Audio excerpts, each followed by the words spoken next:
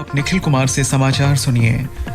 वित्त मंत्री निर्मला सीतारामन ने कहा है कि जुलाई 2017 से जनवरी 2020 के बीच शून्य जीएसटी रिटर्न भरने वाली पंजीकृत कंपनियों पर देरी करने के लिए जुर्माना नहीं लगाया जाएगा।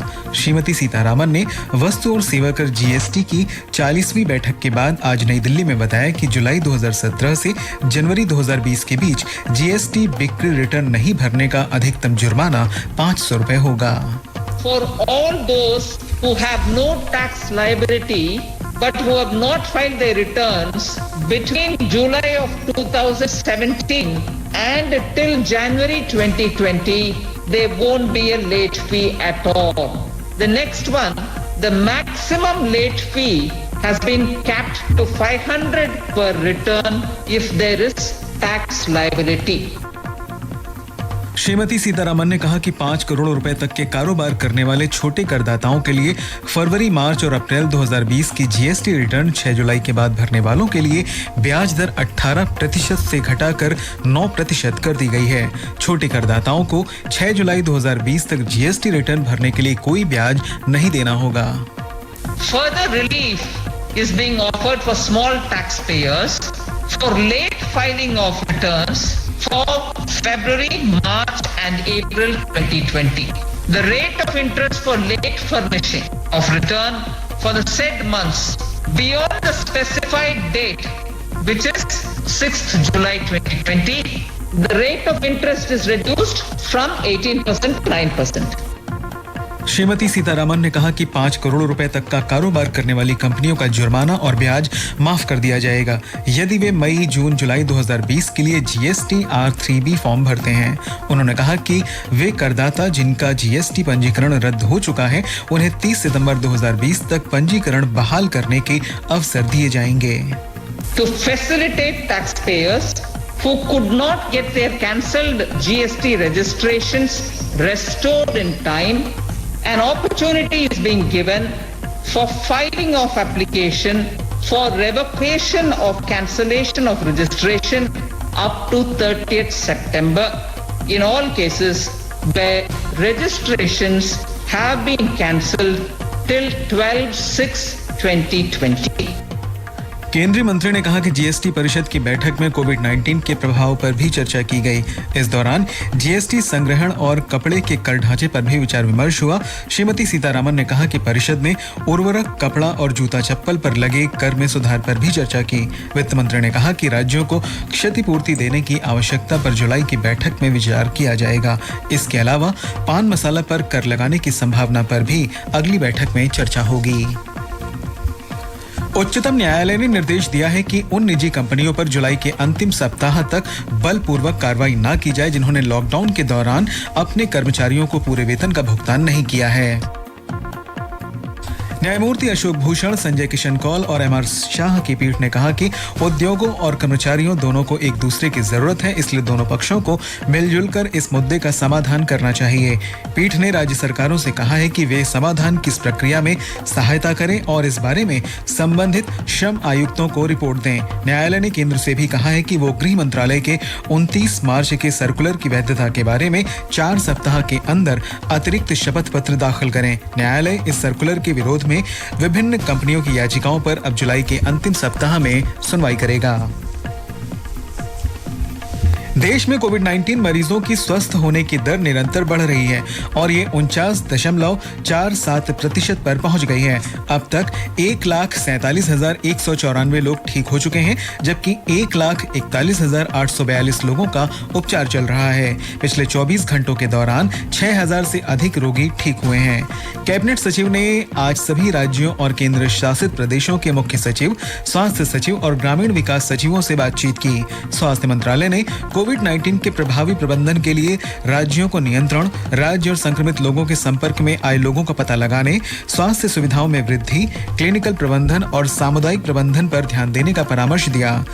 वायरस फैलने से रोकने के लिए राज्यों को संक्रमण के नए केंद्रों और नियंत्रण के उपायों पर विशेष ध्यान देने को कहा गया है। मंत्रालय ने कहा कि संक्रमित लोगों की जल्द पहचान करने के लिए विशेष दलों के जरिए घर घर जाकर निगरानी करना महत्वपूर्ण है। राज्यों को सुरक्षित दूरी को बढ़ावा देने के लिए व्यापक सामुदायिक संपर्क अभियान चलाने को भी कहा गया है। ये समाचार आकाशवाणी से प्रसारित किए जा रहे हैं। दिल्ली के उपराज्यपाल अनिल बैजल ने आज राष्ट्रीय राजधानी में कंटेनमेंट जोन प्रबंधन के लिए रणनीतियों पर चर्चा की। इस दौरान दिल्ली के मुख्यमंत्री अरविंद केजरीवाल, मुख्य सचिव, दिल्ली पुलिस आयुक्त, गृह मंत्रालय के प्रतिनिधि, जिलाधिकारी, पुलिस उपायुक्त और अन्य अधिकारी मौजूद थे। श्री बैजल ने अधिकारियों को केंद्र सरकार के दिशा निर्देशों के अनुसार प्रभावी प्रबंधन के लिए उच्च जोखिम वाली जनसंख्या पर विशेष ध्यान देने का सुझाव दिया। पुदुचेरी के स्वास्थ्य मंत्री मल्लाडी कृष्णा राव ने बताया है कि कल रात एक 82 वर्षीय व्यक्ति की सरकारी मेडिकल कॉलेज में इलाज के दौरान मृत्यु हो गई। इसके साथ ही कोविड-19 से मरने वालों की संख्या 3 हो गई है। आत्मनिर्भर भारत पैकेज के तहत मई और जून में 45,62,000 लाभार्थियों को 22,800 मीट्रिक टन से अधिक का अनाज वितरित किया गया। जरूरतमंद लोगों के लिए राज्य और केंद्र शासित प्रदेशों में 2,000 मीट्रिक टन से अधिक चने का वितरण भी किया गया। रेलवे, सड़क और जलमार्ग के जरिए इसका परिवहन किया गया। पूर्वोत्तर राज्यों में कुल 11,68,000 मीट्रिक टन अनाज भेजा गया। आत्मनिर्भर भारत पैकेज के तहत सरकार ने करीब 8 करोड़ प्रवासी मजदूरों और जरूरतमंद परिवारों को निःशुल्क अनाज उपलब्ध कराने की घोषणा की है। भारतीय खाद्य निगम ने कहा है कि देश में 8 करोड़ 11 लाख मीट्रिक टन से अधिक अनाज का भंडार उपलब्ध है। जम्मू कश्मीर सरकार ने आत्मनिर्भर भारत अभियान के अंतर्गत आज विशेष कार्यबलों का गठन किया। ये कार्यबल बिजली क्षेत्र में सुधार और बैंक, वित्त, ऋण तथा राहत और उसके उपायों के क्रियान्वयन में तेजी लाने से संबंधित हैं। कार्यबल केंद्र सरकार की योजनाओं के लाभ और रियायतों को विस्तृत रूप से अध्ययन कर इनको लागू करने के लिए कदम उठाएंगे। इसके अलावा इन योजना कार्यक्रमों और लाभ में जम्मू कश्मीर सरकार की ओर से अतिरिक्त लाभों को जोड़ने का भी आकलन करेंगे। केंद्रीय वाणिज्य मंत्री पीयूष गोयल ने वीडियो कॉन्फ्रेंसिंग के जरिए आज भारतीय गुणवत्ता परिषद के कामकाज की समीक्षा की।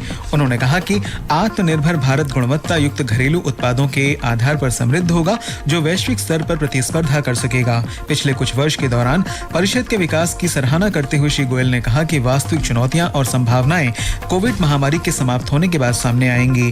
केंद्रीय मंत्री ने जोर देकर कहा कि गुणवत्ता का मूल्यांकन और प्रमाणन तर्कसंगत, पारदर्शी, भरोसेमंद और बिना किसी हेरफेर के होना चाहिए।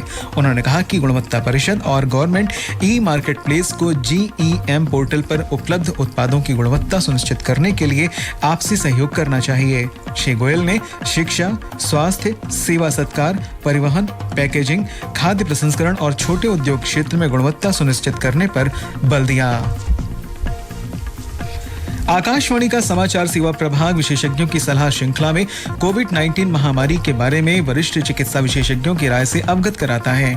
आकाशवाणी समाचार से बातचीत में अखिल भारतीय आयुर्विज्ञान संस्थान एम्स की तंत्रिका विज्ञान विभाग के प्रमुख डॉक्टर MV पद्मा ने लोगों को कोविड-19 संक्रमण के प्रसार को रोकने के लिए घर पर ही रहने की सलाह दी है। A virus has invaded our earth. It has invaded us. And there are zillion concerns. There are concerns about our survival, about food, about education, about career, about profession, about our movements. But these are questions for the first time in 3 generations that we are facing. But they're of relevance only if we are alive. To stay alive, stay home. भारतीय राष्ट्रीय राजमार्ग प्राधिकरण cloud तथा artificial intelligence आधारित विश्लेषण प्रणाली अपनाने के साथ ही पूरी तरह से डिजिटल हो गया है। इससे कामकाज में पारदर्शिता, तेजी और तुरंत निर्णय लेने की क्षमता सुनिश्चित होगी। पूरी तरह से डिजिटल होने के बाद प्राधिकरण का कामकाज ऑनलाइन पोर्टल के जरिए होगा। परियोजनाओं से संबंधित सभी दस्तावेज, निर्णय और मंजूरी ऑनलाइन होंगी। केंद्र शासित प्रदेश जम्मू कश्मीर और लद्दाख उच्च न्यायालय के मुख्य न्यायाधीश गीता मित्तल ने आज नवनियुक्त न्यायमूर्ति जावेद इकबाल वानी को न्यायालय के स्थायी न्यायाधीश की शपथ दिलाई। शपथ ग्रहण समारोह श्रीनगर में मुख्य न्यायाधीश की अदालत में संपन्न हुआ। नई नियुक्ति को मिलाकर उच्च न्यायालय में न्यायाधीशों की संख्या अब 13 हो गई है। केंद्र शासित प्रदेश जम्मू कश्मीर सरकार ने जम्मू कश्मीर पोल्ट्री नीति 2020 जारी कर दी है। इसके तहत क्षेत्र में पोल्ट्री उद्योग को प्रोत्साहन दिया जाएगा। सरकार ने कहा है कि पोल्ट्री फार्म, बॉयलर तथा अन्य संबंधित गतिविधियों के लिए 50 करोड़ रुपए प्रतिवर्ष की सब्सिडी दी जाएगी। इस नीति से राज्य में युवाओं को रोजगार के अवसर उपलब्ध होंगे और पोल्ट्री उत्पादों की आपूर्ति बढ़ेगी, जिससे किसानों को लाभ होगा। इसके साथ ही ये समाचार बुलेटिन समाप्त हुआ। तमाम दिन भर की खबरों के लिए चैनल को सब्सक्राइब करें और वीडियो को शेयर करें।